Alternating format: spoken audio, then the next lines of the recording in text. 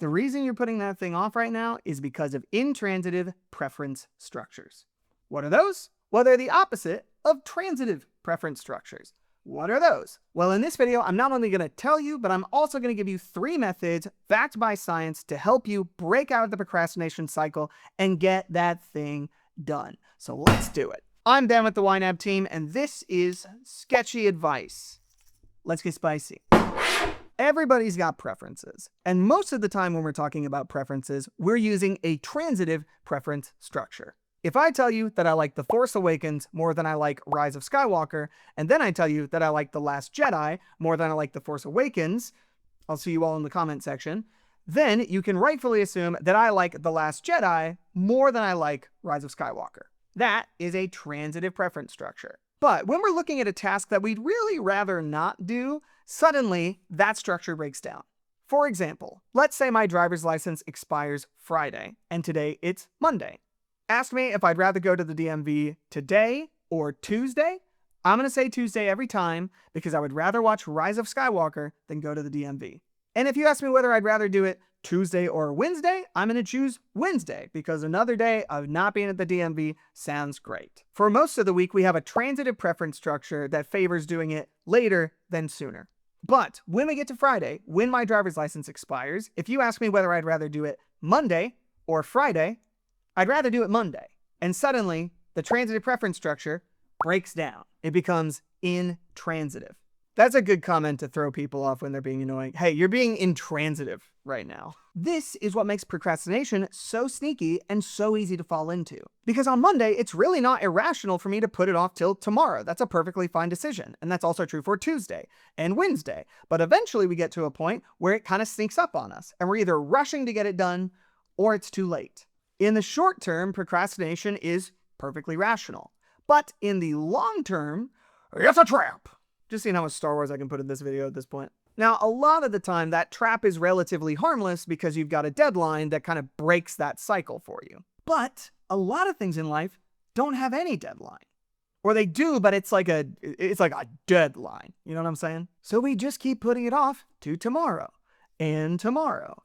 And tomorrow creeps in this petty pace from day to day to the last syllable of recorded time and all our yesterday. So, how do you break out of that trap? What does the science tell us? Well, the first thing you can do is to name what you're feeling. In this study, they took a bunch of people who reported having a fear of spiders and put them in a room with a tarantula. Which just RIP to all the undergrads who ripped that piece of paper off that flyer. Naturally, everyone in the room started out afraid of the spider. But the researchers instructed some participants to say out loud the thing they were feeling. And they found that people who said things like, I am afraid that spider will bite me and that it will kill me to death, that those people tended to feel more confident and were even more likely to approach the spider. I've been doing this in my own life for a long time. I always call it exposing it to oxygen. I find that when I speak a fear or an anxiety out loud, it gives me a greater sense of control, and it often kind of highlights how rational or irrational that fear is. So how is that going to help me with procrastination? Timothy Pitchell, one of the lead researchers in procrastination, says that we often think about procrastination as a time management problem when it's actually an emotion management problem. We are avoiding this thing because we are afraid of something or nervous or stressed or just not willing to put up with the boredom that doing that thing would entail. So anything that helps us to acknowledge that emotion and move through it is going to help us to stop procrastinating. And once we've named that emotion, we can actually put in Timothy Pitchell's biggest piece of advice, which is to nudge the snowball. I cannot tell you how many times I've walked into my kitchen, looked at the dishes in the sink, and thought, I would rather give a shiatsu massage to a tarantula than do a single dish in that sink. But then I turn on a podcast, I start doing dishes, and before I know it, I've cleaned half the kitchen. So much of the time, the hardest part is literally just getting started. And once we gain some momentum, we find we're able to do much more than we initially felt when we started. And we often frame our goals in a way that makes them incredibly difficult to start. Let's say your goal is, I want to pay off debt. Well, you can't just sit down and do that, right? Paying off debt is actually an umbrella term for a bunch of steps. You need to log into your accounts. You need to figure out what your balances are. You need to tally up your expenses, make a plan, consider your priorities, all that stuff. And when you're just focused on paying off debt, that thing feels big and huge and impossible to begin. That's why Pitchell recommends asking the question, what is the very next step I need to do to get started? The key is to make this step as small as possible. You're just nudging the snowball a bit to start building that momentum as easily as you can. It could be logging into your credit card account, or it could be Googling, can somebody please tell me what the stock market is? I really just have no idea.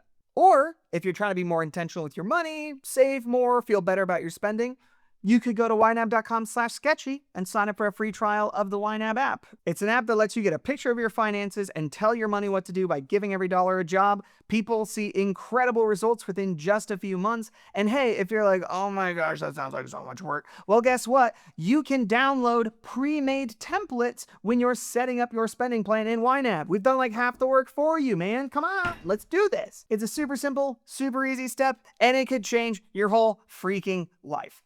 So, what's the third tip that's going to help us break free from procrastination? Pretend you're Spider-Man.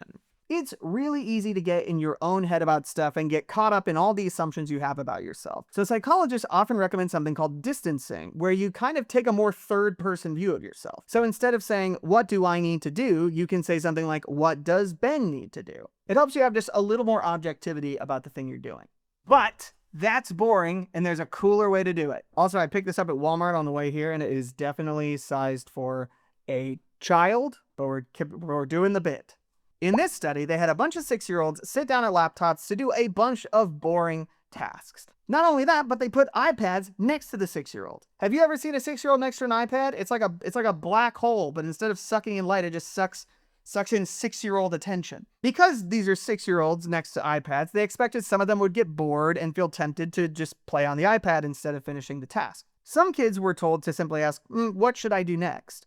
Other kids were giving kind of the standard distancing advice of like, what should Ben do next? But some kids were given the advice to imagine that they were one of their heroes, like Spider-Man or Dora the Explorer or Calvin Coolidge. And when they hit a point of tension, they were encouraged to ask, what would Spider-Man do? What would Dora do next? What would old Double C do in this scenario? And they found that the kids that adopted the alter ego actually performed better than the kids who followed the standard distancing advice. So when you're sitting down to make a spending plan, or you're trying to decide which groceries to buy at the store, or you're making some other financial decision, sure, you could be like, what would Ben do? Or you could ask, what would Super Ben, master of the financial stratosphere, do? Or if you're like me, you could just ask, what would Perine Barra do? If you know, you know. Also in this study, they gave the 6-year-olds literal props to help them better imagine being the alter egos. So I'm not saying you should wear a cape when you sit down to use YNAB. I was going to take off the mask for this part, but it is actually making me feel more confident, and I'm just keeping it on. One of the most insidious things about procrastination is how it perpetuates itself. You know when someone sends you a text and you don't respond right away, and then later when you think about responding, you go, okay, but it's been a long time, so it kind of feels weird. That's a trap, right? Because the farther away from the original text you get, the more it is going to feel weird. It is never going to feel less weird than today. So name what you're feeling, knock out that first baby step, and put your cape on, because you're about to smash this thing. Bye.